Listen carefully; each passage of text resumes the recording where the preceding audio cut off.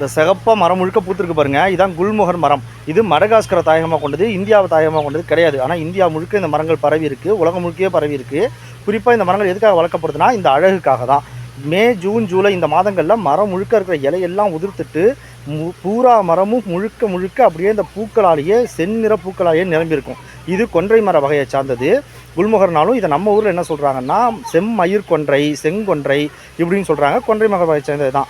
நம்ம ஊரில் கொன்றை மர வகை சேர்ந்த நிறைய மரங்கள் இருக்குது, நிறைய மலர்கள் இருக்குது. குறிப்பாக அந்த சரக்கொன்றை, நான் ஏற்கனவே அதை பற்றி ஒரு வீடியோவில் பேசியிருப்பேன். சரசரமாக மஞ்சள் நிற பூக்களை தொங்கக்கூடியது, அது கொன்றை மர வகை சேர்ந்தது தான். அதே மாதிரி உண்மையான செங்கொன்றை, நம்ம நாட்டோட செங்கொன்றைன்றது வேறு. இப்போ நான் காமிச்சிட்டு இருக்க இந்த புகைப்படத்தில் இருக்கிறது தான் உண்மையான செங்கொன்றை மரம், நம்ம நாட்டை தாயமாக கொண்ட செங்கொன்றை மரம். இந்த மரத்துக்கு பதிலாக இப்போ இந்த மரம் வந்ததுக்கப்புறம் இதெல்லாம் செங்கொன்றை மரம் அப்படின்னு சொல்ல ஆரம்பிச்சிட்டாங்க.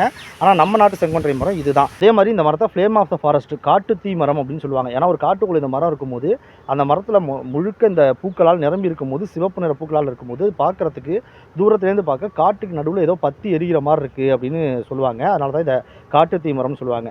உண்மையான இந்தியாவோட ஃப்ளேம் ஆஃப் த ஃபாரஸ்ட், அதாவது காட்டு தீ மரம்ன்றது புரச மரம். அதை பற்றி நான் ஏற்கனவே ஒரு வீடியோவில் பேசியிருப்பேன். அதுவும் அதே மாதிரி தான் சிவப்பு நிற பூக்களால் நிரம்பி இருக்கக்கூடியது. இது நம்ம நாட்டு காட்டு தீ மரம் கிடையாது. அப்புறம் இன்னொரு முக்கியமான விஷயம், நம்ம நாட்டு மரங்கள் எல்லாமே இங்கே அதிகமாக வீசக்கூடிய காற்றை, புயலை தாங்கி வளரக்கூடிய, தாங்கி நிற்கக்கூடிய மரங்கள். இந்த மரம் அப்படி புயல்லாம் தாங்காது. இந்த மரம் புயல் காற்று மாதிரி கொஞ்சம் வேகமாக காற்று அடித்தாலே முடிச்சுக்கிட்டு விழக்கூடியது. இது அழகுக்காக மட்டுமே தான் வளர்க்கப்படுது.